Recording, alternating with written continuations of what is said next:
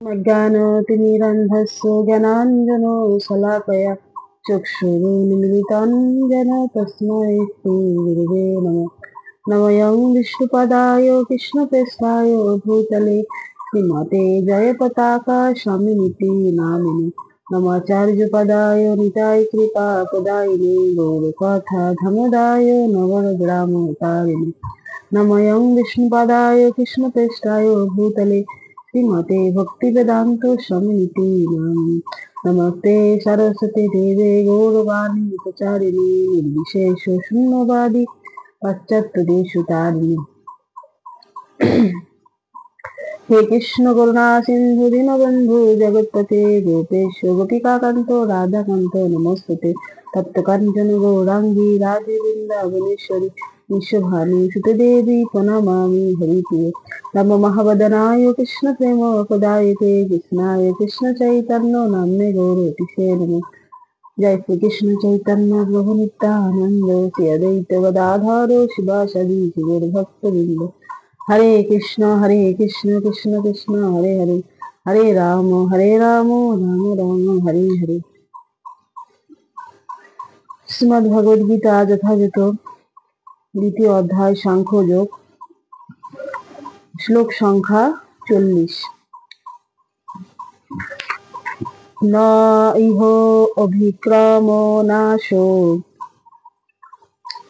অস্তি পুত্র বায়ো ন বিদ্যতে স্বল্পম অপি অস্য ধর্মস্য ত্রায়তে মহত ভয়াৎ।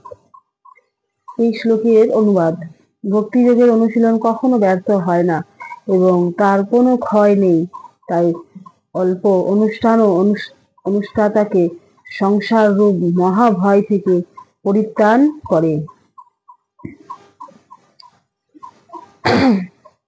ভগবান শ্রীকৃষ্ণ ভগবদ্গীতায় প্রথমে আমাদের কর্তব্য, কর্ম, জ্ঞান এই সমস্ত উপদেশ দেওয়ার পর এবারে আমাদের ভক্তি সম্বন্ধে উপদেশ দিচ্ছেন, জ্ঞান দিচ্ছেন যে ভক্তি যোগ যদি কেউ অল্প মাত্রায় একটুকুও করে তাহলে তার কখনো ক্ষয় হয় না। তো ভক্তি যোগটা কি? ভক্তি যোগটা হচ্ছে নিজের সুখের জন্য কোনো কিছু না করে ভগবানের সুখের জন্য সবকিছু করা, ভগবানকে সন্তুষ্ট করাকেই ভক্তিযোগ বলে। ভগবানকে সন্তুষ্ট বিধানের জন্য সারা দিন যে কর্ম করা হয়, কৃষ্ণের সংসার তাকে বলা হয়, সেটিকে বলা হয় ভক্তিযোগ।